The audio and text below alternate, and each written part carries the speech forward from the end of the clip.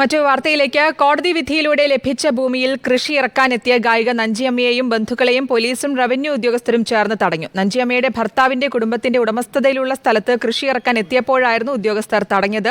ഭൂമിയുടെ ഉടമസ്ഥാവകാശം സംബന്ധിച്ച് തർക്കം നിലനിൽക്കുന്നതിനാലാണ് നഞ്ചിയമ്മയെ തടഞ്ഞതെന്നാണ് ഉദ്യോഗസ്ഥർ പറയുന്നത്.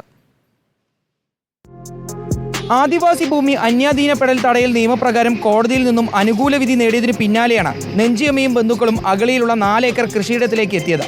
നിലം ഉഴുതുമറിക്കാൻ ട്രാക്ടറും മറ്റ് സംവിധാനങ്ങളുമായി എത്തിയ നഞ്ചിയമ്മയെ തഹസിൽദാരുടെ നേതൃത്വത്തിൽ ഉദ്യോഗസ്ഥർ തടഞ്ഞു.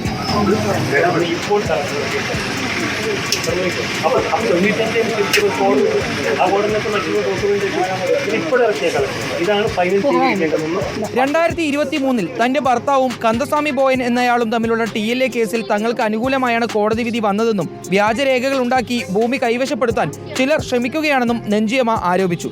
ഇത്തരം ഭൂമാഫിയകൾക്ക് റവന്യൂ ഉദ്യോഗസ്ഥർ ഒത്താശ ചെയ്യുകയാണെന്നും പരാതിയുണ്ട്. ചെടി പിടിച്ചു വെട്ടിയ ഭൂമിയാണ്, മണ്ണാണ്, അത് ഞങ്ങൾ തിരിച്ചെടുക്കും. ഏതായാലും ഞാൻ വെള്ളിയാഴ്ച എന്റെ കാടിനെ ഞാൻ ഇറങ്ങും, ഞാൻ പണിയെടുക്കും, ഞാൻ അതിനെ വിത്തിടും. എനിക്ക് ആ ഭൂമി തിരിച്ചു കിട്ടണം. തിരിച്ചാതെ പോയാൽ ഞാൻ അട്ടപ്പാടിനെ എന്റെ ഭൂമിയെ വിട്ടുകൊടുക്കില്ല. ഏത് ഗവൺമെന്റ് വന്നാൽ എനിക്ക് ഉത്തരവ് തന്നിട്ടാണ് അതിനെ ഇറങ്ങാൻ പറ്റൂ, ഇല്ലെങ്കിൽ ഞാൻ വിടൂല്ല.